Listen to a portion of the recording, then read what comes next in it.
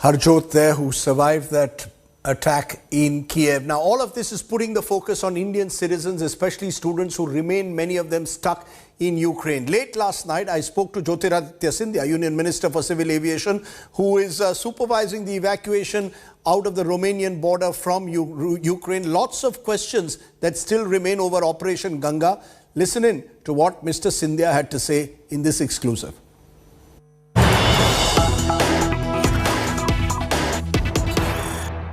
And joining us now is a very special guest. I'm joined by Jyotiraditya Scindia, Civil Aviation Minister, who's leading the efforts to evacuate Indian citizens and students stuck there. He's in Romania at the moment. That's one of the border countries to Ukraine. Appreciate your joining us, Mr. Scindia.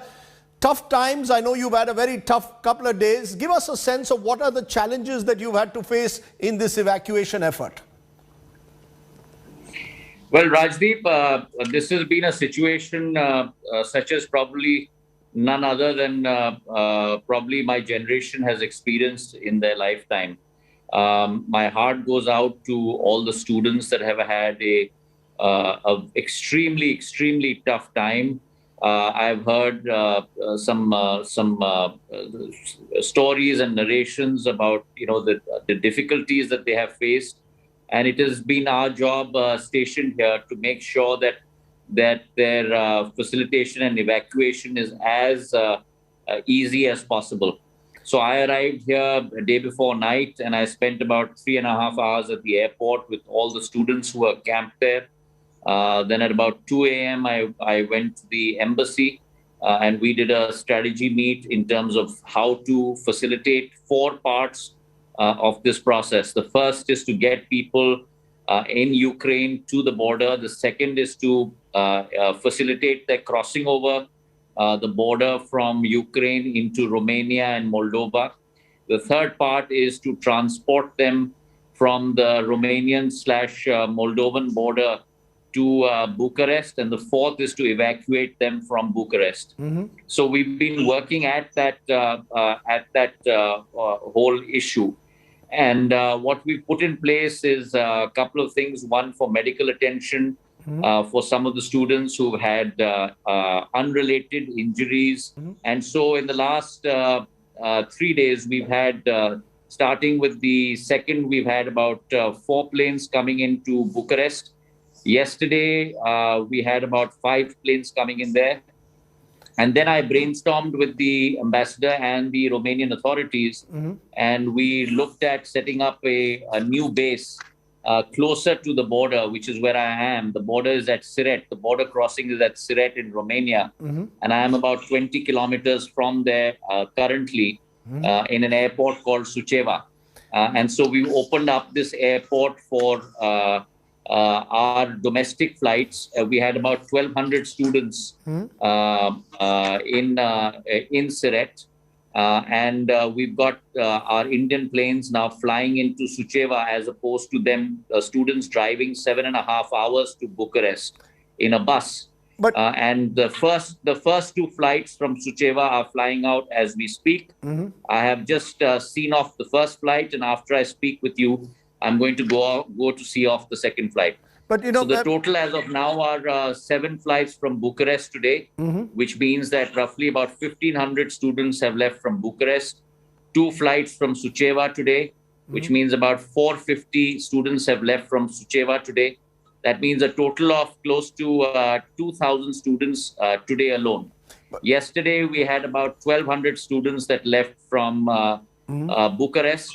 Tomorrow we have, again, 4 flights. I'm bringing in 4 flights to Suceava, which means another 1,000 students will leave from here today.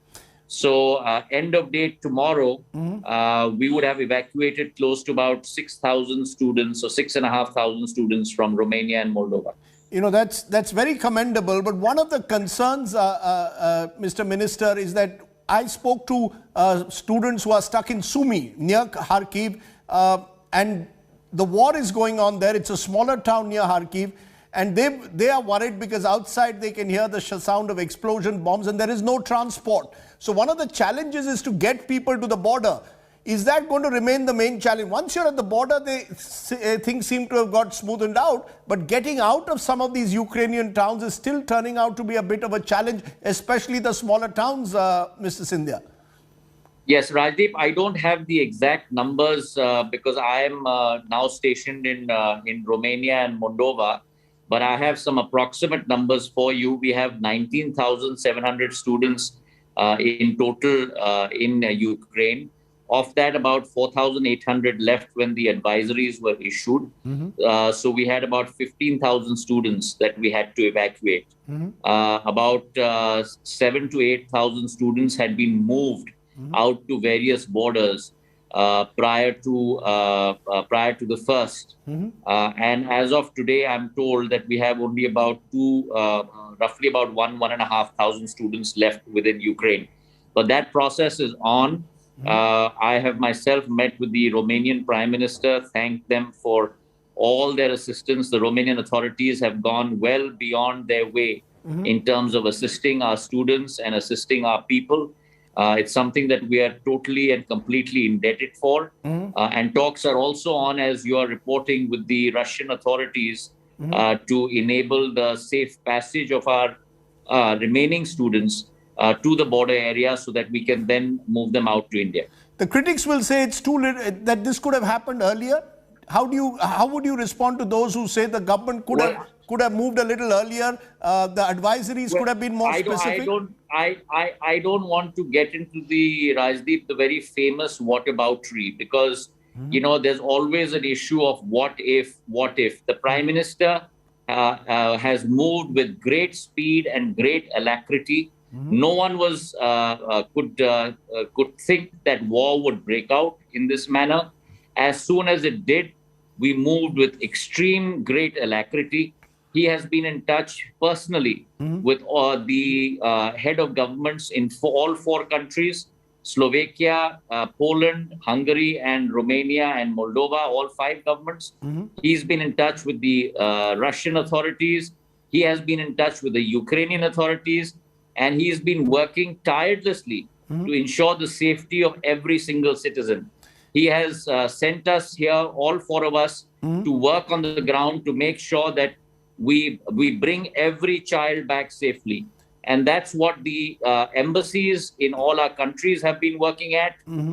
That's what every diaspora citizen in these countries have been working at. Our people from our companies, ladies who have been cooking up meals for our students, Romanian authorities that have been sheltering them. So it's a humanitarian effort where we are putting every single effort and focus down to the last task. You know, there are always those in life. There are always those naysayers. There are always those who criticize. But I only wish that those who criticize would actually come forward and lend a helping hand. Because in times like this, you need to have a positive attitude. You need to have a constructive attitude. You need to be able to support as opposed to sitting back and just critiquing what is being done. No, Mr. Scindia, there have been two kinds of videos that have come out. People appreciating the work, those who are students who are saying not enough has been done. And there was even a viral video of yours where the Romanian mayor seemed to have some problem and that went viral. You want to clarify exactly what happened in that particular instance since that video went viral? Well, Rajdeep, at the end of the day, you know, people have been through a lot and we have to understand that.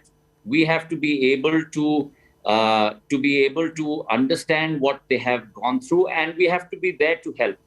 So therefore, the whole issue with regard to that was when are our children going to get onto the flight? And I had committed to them that within the next 24 hours or the next 36 hours, they will be on the flight. This was as of, if I'm not incorrect, 7 p.m. last night and 10 a.m. this morning. All 157 children from that shelter were on the flight all the way back home so that they could be in safe hands. So at the end of the day, we have to be able to understand the very difficult times that they have been through. And therefore, we have to be able to A, understand that, and B, help. And that was my job, which I made sure I did by making sure that they were on the flight home this morning. So there was no conflict between you and the Romanian mayor as it was made out to be? No, not at all. Not at all. He and I were pretty much on the same wavelength. But the only difference was he wanted a commitment from me. I gave him that commitment that give me 24 hours to 36 hours. And I actually made sure I delivered within 15 hours and they were on their plane back home. One final question. Going ahead, what's the biggest challenge now to ensure that, as I said, those students who are stuck in these smaller towns are able to get transport, buses, taxis? There's been talk of safe passage to be given by Russians, but that's not happening on the ground despite all the promises made. What for you is the big challenge? We are working at every possibility that we can look at, Rajdeep. And if you are aware that the day that curfew was lifted in Kiev, there were trains that were put together, and 500 of our students left Kiev and came to the border. But there's no safe passage, Mr. Minister, yet. I'm sorry, there's no safe passage for many of the students from some of the smaller towns yet. They're worried that the Russian forces are still out there. Please. No, Rajdeep, you have to understand that there is a war that is raging there. We are trying in terms of every effort. One by one, all our students are coming over. As we speak today on the Serret border, we've got another 100 students that have reached, and we are facilitating their movement into Romania so that we can send them also back home. So the efforts are on every minute of the day. One final question. There will be those who will say that there's also the attempt to derive political mileage, is what critics will say. There is an election going on in Uttar Pradesh. Is Operation Ganga about that? Or is it, at the end of the day, the human factor, the fact that there are people out there who need help above all else? At the end of the day, if I just give you the figure from Romania and Moldova, by day after tomorrow evening, we will have moved close to about 6,500 people of our students and our children back home to our motherland by tomorrow evening. So this exercise is about humanity. This exercise is about ensuring the safety of every single citizen, which is the imperative of the Prime Minister. Have you been able to ensure constant communication between the children and parents? I have Rajdeep spoken with many parents, and I have tried to reassure them that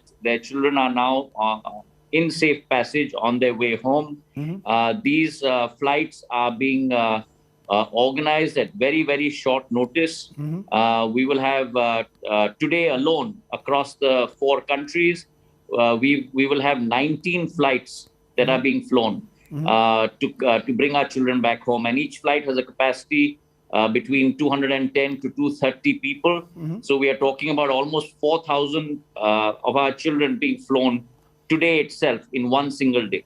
As a father, that's the kind of Herculean effort that we are putting in place, and it's our effort, and we're straining at every nerve to make sure that every child comes home safely. As a father of two children, what has been the biggest learning for you? Is there a sense that maybe diplomacy needs that human touch? People out there, I saw one particular video where you were reaching out to a girl who was injured and ensuring that she was right at the front of the flight, which was very heartwarming. Can we see more of that? Has that been missing in a way, the human touch in this entire exercise in the past? At the end of the day, if you're a father or your mother, or you are a mother, these children are your children. And I think that has to be the outlook that one has to have during this effort. And that's what we have all been focusing on. The Prime Minister is taking a every 3-hour review in terms of the process. It is he who has sort of put in place this Herculean effort. And hopefully by tomorrow evening or day after morning, most of our children will be back home safe and sound. You keep mentioning the Prime Minister, but presumably this is about people, about politics, right? Because the opposition, including your old party, will criticize the government for taking mileage. Your response to them would be what? This is not about mileage, Rajdeep. It's not about mileage. It's about ensuring that every single child comes home. And that's the end of it, and that's the full stop. Okay. Which is why, all of us are working each embassy outfit. I cannot tell you how hard our missions have been working people have not slept here for almost 5 days at a stretch. Not only our missions, but let me also place on record through you, Rajdeep, not only a deep sense of gratitude, but a deep sense of debt to all our country representatives, whether it is in Romania or Moldova or Hungary or Poland or Slovakia, who have been working arm in arm with us to ensure that this is successfully done. I presume you're only going to come back after the last student has been brought back. I have just put together and put in place the whole Bucharest operation, and now I have moved base to Siret, which is on the border of Romania and Ukraine, and we have 1,200 children here. And I will only leave here after safe passage is ensured and they're all on their flights back home. We have, as I said, mentioned today, 4 planes coming in tomorrow into Suceava. And hopefully all will be on their way home tomorrow. Wonderful to hear that.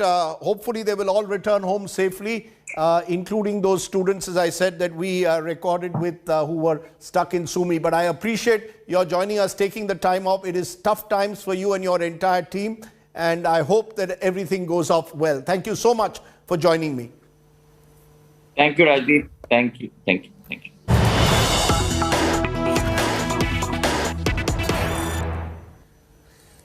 That, of course, was recorded late last night, so we can only hope that in the next 24 hours, many more students are back. But there are some who are still stuck in the war zone, and that is still the big challenge before the government of India. Let's take a break at this point. When we return, just a little bit more. You're watching the news today. News without the noise.